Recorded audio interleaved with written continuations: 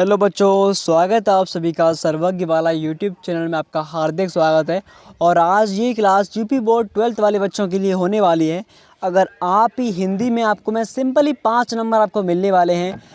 आपको मैं live proof दिखाता हूँ, आपके पेपर में चलते हैं दिखाता हूँ आपको। हर साल ये आता ही आता है, तो आपके पेपर में चलते हैं। यहाँ पर देखिएगा, यहाँ पर नीचे आते हैं आपके पेपर में ही खुद। तो यहाँ पर देखिए, आपसे पूछे जाते हैं खंड काव्य के आधार पर। ये आपको दिखाई दे रहा होगा यहाँ पर, स्वपठित खंड काव्य के आधार पर किसी एक खंड के प्रश्न का उत्तर दीजिए। और इसमें कम से कम 80 शब्द आपको लिखने हैं, यानी 80 वर्ड आपको लिखने हैं। और पूरे 5 नंबर का होता है, आपको दिखाई दे रहा है। तो सबसे पहले आपको ध्यान से देखना है। ये देखिए, इसमें से कई ऑप्शन आते हैं। एक रस्म आपको दिखाई दे रहा है, रश्मि रति खंड काव्य की प्रमुख घटना का उल्लेख कीजिए। पहला ये है। इसमें सबरे अथवा में होते हैं, यानी इन सभी में से आपको एक करना है।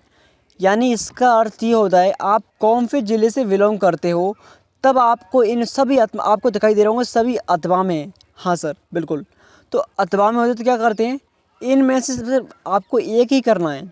अब आपको कैसे मालूम पड़ेगा कि हमारा कौन सा है, तो ध्यान देना है। मैं आपको लेके चलता हूँ त्यागपति खंड काव्य।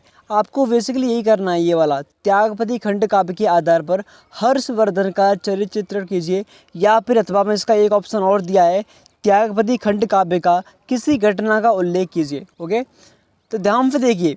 अब आपको लेके चलता हूँ मैं आपको त्यागपति खंड काव्य पर। ओके, हाँ सर, तो ध्यान से देखिएगा, आपके लिए बहुत महत्वपूर्ण है।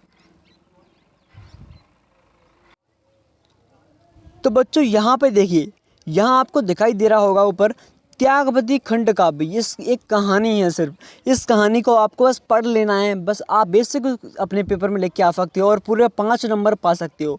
तो ध्यान देना है, त्यागपति कौन कौन से जिलों में चलता है, जनपद में।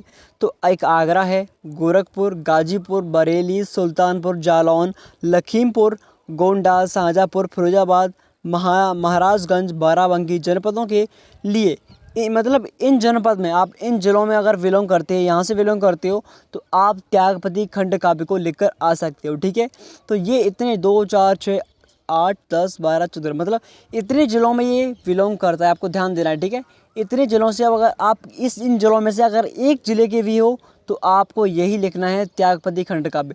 तो इसमें पढ़ते हैं, इसमें 5 सर्ग होते हैं। प्रथम सर्ग ये आपको दिखाई दे रहा है, पहला सर्ग। ठीक है, बस आपको पढ़ लेना है, इसमें कोई बड़ी बात नहीं, कहानी है सिर्फ एक ओनली। जैसे कि आपको दिखाता हूँ, मैं यहाँ पे पढ़कर सुनाता हूँ। ठीक है, ध्यान से देखिए। थानेश्वर के राजकुमार हर्षवर्धन वन में आकेट हेतु गए थे। ये पहला फर्क है। ओके, मतलब एक राजकुमार है जो जिसका नाम है हर्षवर्धन, एक दिन जंगल में शिकार करने के लिए गए। आकेट कहते हैं शिकार करने के लिए। वहीं उन्हें अपने पिता प्रभाकर वर्धन, बस आपको नाम याद रखनी है कि राजकुमार का नाम क्या था, हर्षवर्धन था, मतलब कौन शिकार करने गया था, और उनके पिता का नाम क्या था, प्रभाकर वर्धन, के विषम ज्वर कहते हैं बुखार होने का समाचार मिला, मतलब उनके सैनिक द्वारा। कुमार तुरंत लौटकर, यानी जो हर्षवर्धन थे वो तुरंत लौट आते हैं और वे पिता के रोग का बहुत उपचार कहते हैं दवाई, मतलब उनकी इलाज करवाते हैं। ओके, परंतु उन्हें सफलता नहीं मिलती, मतलब बहुत क्रिटिकल कंडीशन होती है, बहुत बहुत बीमार हो जाते हैं। और हर्षवर्धन के बड़े भाई राज्यवर्धन उत्तरापथ पर हूणों से युद्ध करने में लगे। मतलब हर्षवर्धन के उनके बड़े भाई थे जिनका नाम था राज्यवर्धन, वे जो हूणे हैं, हूणों एक उनकी मतलब राजा था, उनसे युद्ध कर रहे थे। ओके, हर्षवर्धन ने दूत के साथ अपने अग्रज को पिता की अस्वस्थता का समाचार पहुंचाया। मतलब जो दूत था उसने हर्षवर्धन तक क्या किया, समाचार पहुंचाया कि उनके पिता बीमार है। इधर हर्षवर्धन की माता अपने पति की दफ़ा बिगड़ती देखकर आत्मदाह के लिए तैयार हो जाती है। मतलब अपने पति, जो उनकी माता थी हर्षवर्धन की, उनके जो पति बीमार हो रहे थे, उनको देख करके ये बीमार हो रहे हैं, तो उन्होंने क्या कहा कि मैं भी इनसे पहले ही उनकी मृत्यु होगी। मतलब उन्होंने आत्मदाह मतलब आत्महत्या करने की सोच ली। हर्ष ने उन्हें बहुत समझाया पर वे नहीं मानी। और हर्ष के यहीं तक इसे पहला पैराग्राफ होता है, बस हर्ष के। ठीक है, ये प्रथम सर्ग हो गया। अगर आपसे पूछ ले प्रथम सर्ग बताइए, तो आपको ये लिख देना है। ठीक है, इससे आपके पूरे 5 नंबर क्लियर हो जाएंगे। यहाँ तक आ चुके हैं। अब बात करते हैं द्वितीय सर्ग में। द्वितीय सर्ग पर आते हैं। देखिए, फॉर ये पहला ही सर्ग चल रहा है। देखिए, पिता की मृत्यु से पूर्व ही आत्मदाह कर लेती, जो उनकी माता थी, मतलब उनकी मृत्यु से पहले ही वे खुद की आत्महत्या कर लेती हैं। और कुछ समय पश्चात राजा प्रभाकर वर्धन की भी मृत्यु हो जाती है। मतलब उन्होंने तो अपने प्राण त्याग दिए, जो उनकी पत्नी थी, अब उनके बाद जो उनके पिता थे प्रभाकर वर्धन, उनकी भी मृत्यु हो जाती है। पिता का अंतिम संस्कार कर हर्षवर्धन शोकाकुल मन से राजमहल में लौट आते हैं। जो उनके बेटे थे हर्षवर्धन छोटे वाले, वो अपने राजमहल में लौट आते हैं। उनका अंतिम संस्कार करने के बाद उन्हें इसी बात की बड़ी चिंता है कि पिता की मृत्यु का समाचार सुनकर उनकी अनुज, अब ध्यान देना है, उनकी एक बहन भी थी जिनका नाम था राज्यश्री। सभी किरदारों को आपको नाम बहुत अच्छी तरीके से याद करना है। सबसे मोस्ट चीज़ आपको इसमें नाम है, ध्यान रखना है। उनकी बहन राज्यश्री थी और अग्रज कहते हैं बड़े भाई, उनके बड़े भाई राज्यवर्धन की क्या दफ़ा होगी। मतलब वो सोच रहा है कि ये समाचार सुन करके उनकी पत्नी भी, उनकी माता मर गई और उनकी जो पिता है उनकी भी मृत्यु हो चुकी है, तो उनकी बहन है जिसका नाम है राज्यश्री और उनके भाई है राज्यवर्धन, ये समाचार सुनेंगे तो उनकी दफ़ा क्या होगी। कौन सोच रहा है? हर्षवर्धन सोच रहा है, ठीक है। तो यहाँ तक दफ़ा क्या होगी, ये हमारा पहला फ़र्क यहाँ तक क्लियर होता है, ठीक है। अब बात करते हैं द्वितीय फ़र्क की। द्वितीय फ़र्क पे आते हैं, यहाँ पे देखिएगा, यहाँ पर हमारा सेकंड फ़र्क आपसे पूछ ले तो राज्यवर्धन होड़ों को परास्त कर फेनाफेत अपने नगर सकुशल लौट आते हैं। ओके, मतलब जो राज्यवर्धन उनसे लड़ रहे थे होड़ों से, तो उनको हराकर युद्ध में वो अपने घर वापस लौट के आते हैं, ठीक है, सकुशल, बिल्कुल ठीक हो गए। शोक विहल हर्षवर्धन की दफ़ा देख वे बिलक बिलक कर रोते हैं। माता पिता की मृत्यु से शोकाकुल राज्यवर्धन वैराग्य लेने का निश्चय कर लेते हैं। मतलब जो राज्यवर्धन थे, ये मतलब मृत्यु देखकर, मतलब जो उनकी माता पिता की मृत्यु हो चुकी थी, इस चीज़ को देखकर उन्होंने वैराग्य धारण करने की, वैराग्य कहते हैं मतलब घर बार सब कुछ छोड़कर कहीं फंत जो आपने देखे फंत फादू, उस तरह से उन्होंने सोच लिया कि हम भी अब जाएंगे कहीं पे बैठेंगे वन में। किंतु तभी उन्हें समाचार मिलता है कि मालवराज ने उनकी छोटी बहन राज्यश्री के पति ग्रैवर्धन को मार डाला है। मतलब तभी उनको समाचार मिला, जो मालवराज है, कोई ये होगा कोई इंसान, जब फिर राजा महाराजा होते हैं, उसने उसकी छोटी बहन थी जिसका नाम था राज्यश्री, उसकी शादी हो चुकी है, तो उसके पति ग्रैवर्धन थे, उसको मार डाला है तथा राज्यश्री का कारागार में डाल दिया। मतलब जो उनकी बहन है राज्यश्री, उसको पकड़कर कारागार जो जेल होती है उसमें डाल दिया है, और उसके जो पति हैं ग्रैवर्धन, उसको मार डाला है। ओके, ये आपको ध्यान से पढ़ लेनी है पूरी कहानी, और ध्यान देना है। राज्यवर्धन बैरागी को मतलब अभी बैरागी लेने वाले थे, लेकिन उस बैरागी को भूल चुके हैं, क्योंकि जो उसकी बहन है उसको कारागृह में डाल दिया है और उसके पति को मार दिया है, इस वजह से उन्होंने बैरागी भूल चुके हैं, ठीक है, को भूल मालवराज की विनाश करने चल देते हैं, मतलब उससे युद्ध करने के लिए चल देते हैं। राज्यवर्धन गौड़ नरेश को पराजित कर देते हैं। जो उनकी सेना थी मालवराज की, उसमें जो सेनापति था उसका नाम है गौड़ नरेश, उसको पराजित कर देते हैं। परंतु गौड़ नरेश छल पूर्वक उनकी हत्या करवा देता है। लेकिन जो गौड़ नरेश था उसकी हत्या करवा देता है, क्योंकि राज्यवर्धन जो उनके बड़े भाई थे उसकी हत्या करवा देता है। हर्षवर्धन को जब यह समाचार मिलता है तो वे विशाल सेना लेकर मालवराज से युद्ध करने के लिए चल पड़ते हैं। मार्ग में हर्षवर्धन को समाचार मिलता है कि उनकी छोटी बहन राज्यश्री बंधन मुक्त होकर विंध्याचल की ओर वन में चली गई है। मतलब जब वे लड़ने जाते हैं, जब उनके बड़े भाई को मार देता है जो वो मालवराज था, वो छल कपट से मार देता है गौड़ नरेश, तब जो उसका छोटा भाई है हर्षवर्धन, वो उससे युद्ध करने जाता है। युद्ध करने के पश्चात विशाल सेना लेकर, ठीक है, युद्ध करने जाता है, तब उन्हें समाचार मिलता है कि उसकी जो बहन है वो वहाँ से भागकर उस कारागार से निकलकर विंध्याचल की ओर वन में चली गई है। यह समाचार पाकर हर्षवर्धन बहन को खोजने की वो वन में चलता है। मतलब यह समाचार उसको मिला जैसे ही, तो वो सब कुछ छोड़कर उसे युद्ध नहीं करता है। अब वो कहाँ जा रहा है?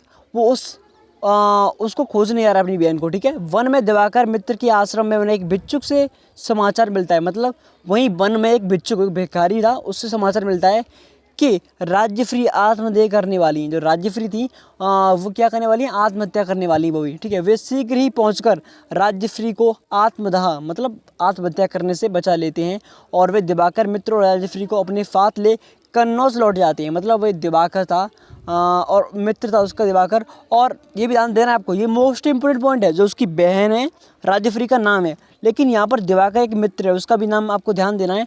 मतलब दिवाकर के साथ अपनी बहन को लेकर अपने जो राज्य है उस कन्नौज वापस लौट जाता है। ओके, यहाँ पर द्वितीय फर्क खत्म होता है। अब बात करते हैं तृतीय फर्क की। ओके, तीसरे फर्क पे आते हैं, नाम से देखिएगा। यहाँ पर तृतीय फर्क हमारा ये पूछ सकता है पेपर में कि पहला फर्क लिखिए, द्वितीय फर्क लिखिए, या फिर आपको तृतीय फर्क लिखना है, या फिर चतुर्थ फर्क, कुछ भी पूछ सकते हैं। ध्यान से देखिए, ठीक है। इससे 4 फर्क होते हैं, ध्यान से देखिए। हर्षवर्धन अपनी बहन के छीने हुए राज्य को पुनः प्राप्त करने के लिए अपनी विशाल सेना के साथ कन्नौज पर आक्रमण कर देता है। वहां अनीतिपूर्वक अधिकार जमाने वाला मालव कुलपुत्र भाग जाता है।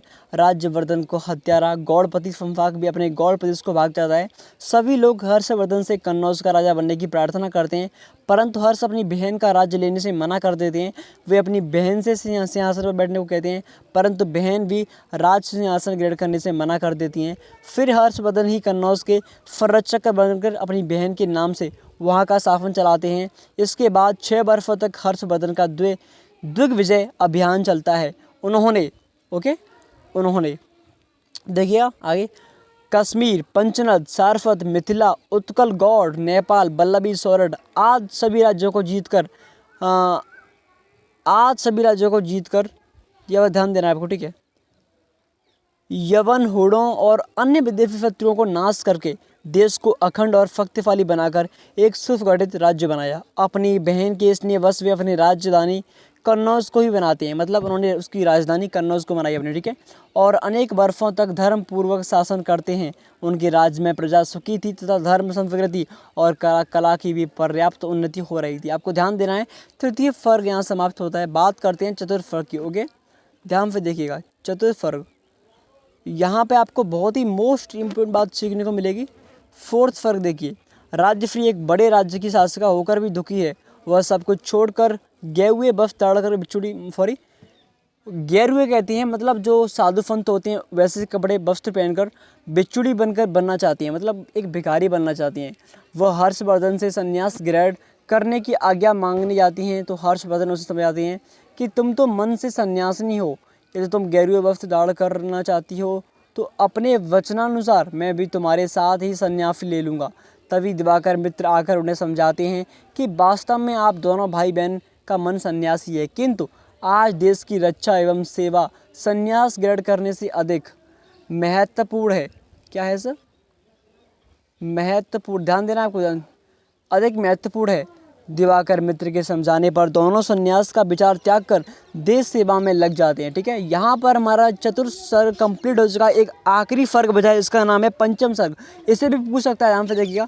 लास्ट सर्ग है अपना, ठीक है। इसे पूछ सकता है, आपको ध्यान से देखिएगा। लास्ट सर्ग, पंचम सर्ग, ये कहानी है बस। आपको वही कहानी आपको याद नहीं होगी तो क्या होगा, ये कहानी तो पढ़नी है आपको। हर्षवर्धन एक आदर्श सम्राट के रूप में शासन करते हैं। उनके राज्य में प्रजा सब प्रकार से सुखी है। विद्वानों की पूजा की जाती है। सभी प्रजाजन आचरणवान, धर्मपालक, स्वतंत्र तथा फुर्ती संपन्न है। महाराज हर्षवर्धन सदैव जन कल्याण एवं साफ चिंतन में लगे रहते हैं। अपने भाई के ऐसे धर्मानुसार को देखकर राज्यश्री भी प्रसन्न हो रहती हैं। संपूर्ण राज्य एकता के सूत्र में बंधा हुआ है। एक बार हर्षवर्धन तीर्थराज प्रयास में संपूर्ण राज्य को उसको दान करने की घोषणा करते हैं। हुई थी घोषणा सम्राट की, साम्राज्य भर से करेंगे त्याग सारा कौशले संकल्प कर में, ठीक है। ये आपको ये 2 लाइन पक्तियाँ दी हैं, इसको पढ़ लेना है। बस थोड़ा सा और रह गया, ध्यान से देखिएगा। यहीं पे बस खत्म। सब कुछ दान करने के बाद वे अपनी बहन से मांगकर वस्त्र पहनते हैं। उसके पश्चात प्रत्येक 5 वर्ष बाद वे उसी प्रकार अपना सर्फ दान करने लगे। इस दान को वे प्रजा से मुक्त का नाम देते हैं। अपने जीवन में वे 6 बार इस प्रकार के सर्फ दान का आयोजन करते हैं। हर्षवर्धन संसार भर में भारतीय संस्कृति का प्रसार करते हैं। इस प्रकार कर्तव्य प्राण त्यागी परोपकारी परमवीर महाराज हर्षवर्धन का शासन सब प्रकार से सुख तथा कल्याणकारी सिद्ध होता है, ठीक है। तो यहाँ पर आपका ख़त्म हो चुके हैं पूरे 5 सर्ग। ये बस कहानी है, इस पूरी कहानी को आपको पढ़ लेना है। और इसमें से पूछे किसी का, जैसे कि राज्यश्री का चरित्र पूछे तो आपको राज्यश्री के बारे में लिख देना है कि वो किसकी बहन थी, किसके पिता, उनके पिता का नाम क्या, उनकी माता का नाम क्या था, उनके पति का नाम क्या था, उन्हें किसने बंदी बनाया, उसके पति को किसने मारा था। इस प्रकार से आपको लिख देना है। अगर बात की जाए, मान लीजिए बात कर देते हैं राज्यवर्धन के चरित्र की, तो राज्यवर्धन के बारे में लिखना है, उनके पिता का नाम, उन्होंने क्या क्या संघर्ष किए। और अगर बात करें हर्षवर्धन की, तो हर्षवर्धन के बारे में आपको लिख देना है कि वो कहाँ उन्होंने लास्ट में क्या क्या किया, उन्होंने पिता का नाम, माता का नाम, ये सब आपको लिख देना है, ठीक है। कोई बड़ी बात नहीं है। धन्यवाद। तो थैंक यू सो मच। मिलते हैं ऐसी इंटरेस्टिंग क्लास के साथ। आपकी तैयारी को स्ट्रॉन्ग करने के लिए हम आए हैं आपके साथ। तो प्लीज़ चैनल को सब्सक्राइब करके बेल आइकन को जरूर प्रेस कीजिए और साथ में ही वीडियो को लाइक जरूर कीजिए। धन्यवाद। थैंक यू सो मच बच्चों, आपका बहुत बहुत धन्यवाद। मिलते हैं ऐसी क्लास के